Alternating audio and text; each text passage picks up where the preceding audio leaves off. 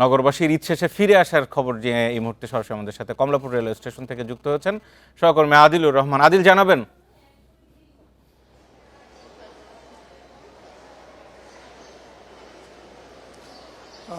দেখুন, 17 মার্চ থেকে ঈদের ছুটি শুরু হয়েছিল। গতকাল পর্যন্ত ঈদের ছুটি উপভোগ করেছেন।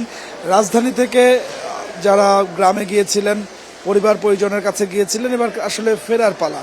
আজকে থেকে অফিস আদালত খুলেছে।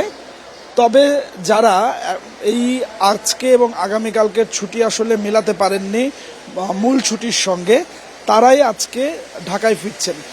সকালবেলায় যে ট্রেনগুলো এসেছে, প্রত্যেকটা ট্রেনেই যারা এসেছেন তাদের সবাই কাজে যোগ দেবার জন্যই ঢাকায় ফিরেছেন।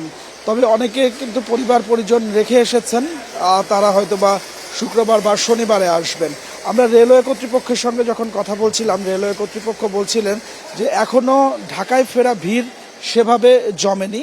তারা আশা করছেন যে শুক্রবার এবং শনিবার সবচেয়ে বেশি চাপ হবে রেলে।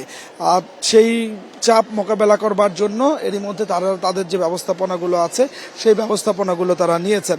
আজকে মূলত ঢাকায় যেসব ট্রেন ঢুকেছে প্রত্যেকটি ট্রেনেই যাত্রীদের স্বাভাবিক দিনের যে চাপটি সেই চাপটি আসলে ছিল, তবে উপচে পড়া যে ভিড় সেই ভিড়টি ছিল না। এবং যাত্রীদের মধ্যেও আমরা কোনো ধরনের কোনো অভিযোগ পাইনি যে আজকে ঢাকায় ঢুকতে তাদের কোনো ধরনের কোনো সমস্যা হয়েছে, তারা টিকিট পাননি, অতিরিক্ত যাত্রীর চাপ ছিল, ট্রেনের ছাদে ভ্রমণ করে ঢাকায় ফিরেছেন, এই ধরনের কোনো অভিযোগ আমরা পাইনি। তবে যারা ঢাকায় ফিরেছেন তারা বলছিলেন যে আর কয়েকটি দিন পরিবারের সঙ্গে থাকতে পারলে তাদের ভালো লাগতো, কিন্তু যেহেতু এই শহর আসলে তাদের কাজের শহর, সে কারণে তারা চলে এসেছেন রাজধানীতে। তো আমার কাছে কমলাপুর রেল স্টেশন থেকে এটি ছিল এখনকার সবশেষ।